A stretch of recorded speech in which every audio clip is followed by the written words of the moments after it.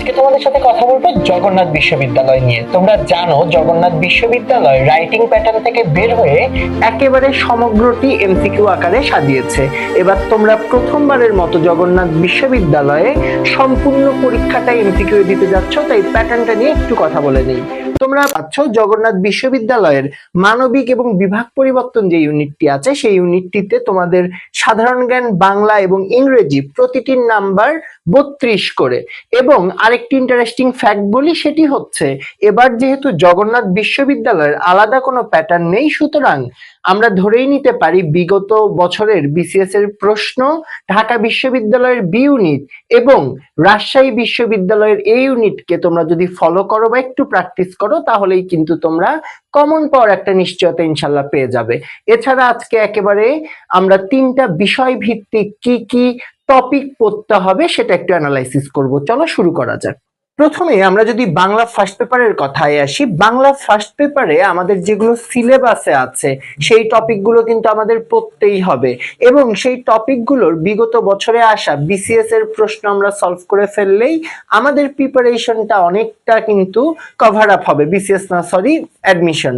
তারপরে আসেন সহপাঠ থেকে যদি তোমরা খুব সুন্দরভাবে বিগত বছরগুলো পড়ো তাহলেই কিন্তু হবে, কারণ এই মুহূর্তে এসে পুরো সহপাঠ পড়া কিন্তু তোমাদের পক্ষে সম্ভব হবে না। এবার গ্রামাটিক্যাল অংশে যদি আসি, তাহলে তোমরা দেখতে পাচ্ছ ধ্বনি ও বর্ণ, ধ্বনি পরিবর্তন, শব্দ ভান্ডার, তারপর পদের ভিতরে বিশেষ করে যদি তোমরা পড়ো, তোমাদের এখানে বিশেষণ, অব্যয়, এই 2টি পদে তোমাদের গুরুত্ব দিতে হবে।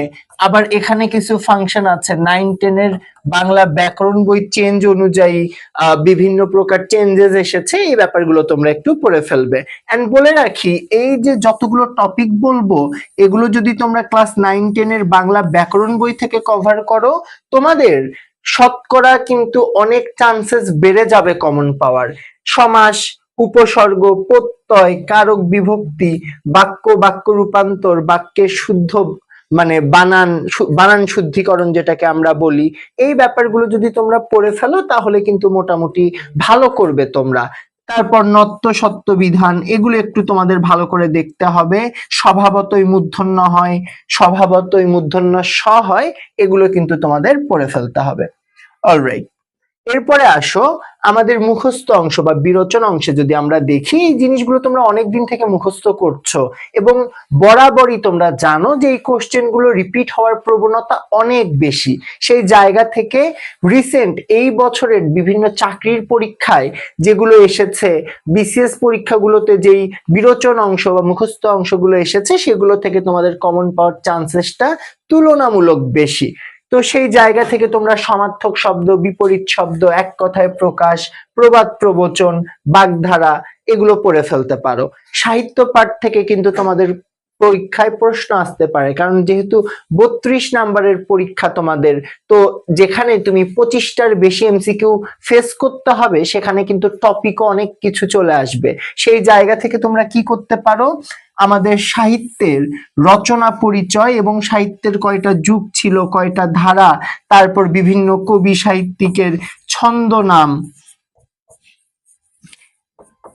এই টপিকগুলো যদি তোমরা পড়ে ফেলো, এবং এখানেও অ্যাজ ওয়েল অ্যাজ বারবার একটি কথা বলতেছি, বিসিএস এর যদি বিগত বছরের কিছু প্রশ্ন সলভ করো তাহলে কিন্তু তোমরা মোটামুটি কমন পাওয়ার একটা নিশ্চয়তা আছে। অলরাইট, এরপরে চলে আসো ইংরেজিতে যদি যাই, প্রথমে দেখতে পাচ্ছ parts of speech. Parts of স্পিচের ভিতরে তোমাদের আইডেন্টিফিকেশন একটা এবং কনভার্টেশন একটা। তোমার নাউন আছে, সেই নাউনটাকে তোমার অ্যাডজেক্টিভ করতে বলতে পারে। তারপর তোমার একটা ভার্ব আছে, সেই ভার্বটাকে চেঞ্জ করতে বলতে পারে। তোমার বিউটিকে বিউটিফাই করতে বলতে পারে। তো এই ব্যাপারগুলো তোমাদের জানতে হবে। Sequence of tense, voice change, narration, তারপর subject verb agreement, article, appropriate preposition খুবই খুবই খুবই দরকার।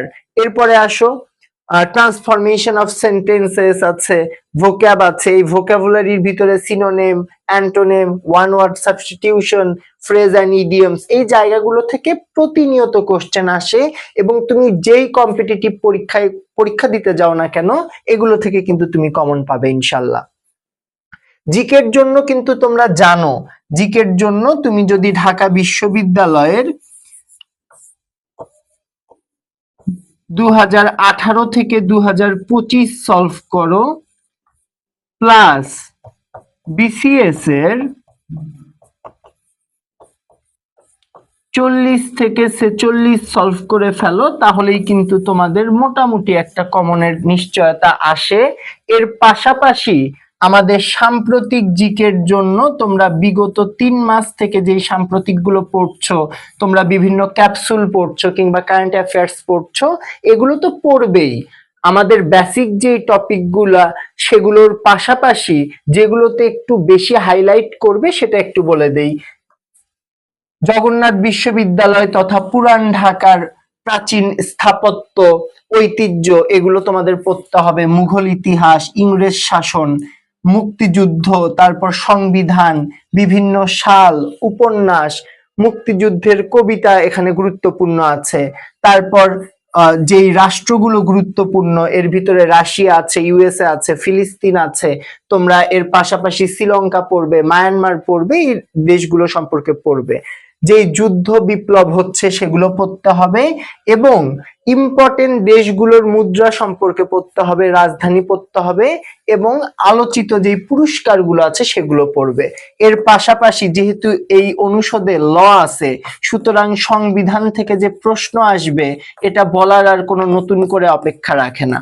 তারপরে আসো, এরপরে তোমাদের জাতিসংঘ থেকে যে প্রশ্ন আসবে এটা কিন্তু তোমরা জানো, তোমরা যেই পরীক্ষায় ফেস করো না কেন। এরপরে আমরা যদি আমেরিকার সাথে বিভিন্ন দেশের এখন কিন্তু একটা বিরোধপূর্ণ সম্পর্ক চলছে, সুতরাং ইউএসএ সম্পর্কে কিন্তু তোমাদের পরীক্ষায় কোশ্চেন আসতে পারে। তারপর এই মানে ফিফা ওয়ার্ল্ড কাপ, তারপর বিশ্বকাপ, এগুলো কিন্তু খুবই আলোচিত বিষয় বর্তমান সময়ে। বিশ্বকাপ ক্রিকেট আরো আলোচিত। তো এই জিনিসগুলো সম্পর্কে কিন্তু তোমাদের পড়তে হবে। ক্রিকেটার মুস্তাফিজুর রহমান সম্পর্কে তোমার পড়তে হবে। তো যেই জিনিসগুলো এখন খুবই আলোচিত, এগুলো যদি পড়ো তোমরা তাহলে ভালো করতে পারবে। এবং লাস্টে শুধু একটি কথাই বলবো, এতদিন পর্যন্ত তুমি যদি কোথাও চান্স না পেয়ে থাকো, দ্যাট ডাজন্ট মিন তুমি আর কোথাও চান্স পাবেই না। তোমাদের শেষ সময় পর্যন্ত যে নিজের নার্ভকে ধরে রাখতে পারবে, যে নিজের অ্যাটেনশন ধরে রাখতে পারবে, সে কোথাও না কোথাও চান্স পাবেই। মহান সৃষ্টিকর্তা তোমার রিজিক যেখানে রেখেছেন তোমার সেখানে হবেই, কিন্তু শেষ সময় পর্যন্ত নিজের বেস্ট দিয়ে তোমার প্রচেষ্টা চালিয়ে যেতে হবে। শুভকামনা সবার জন্য।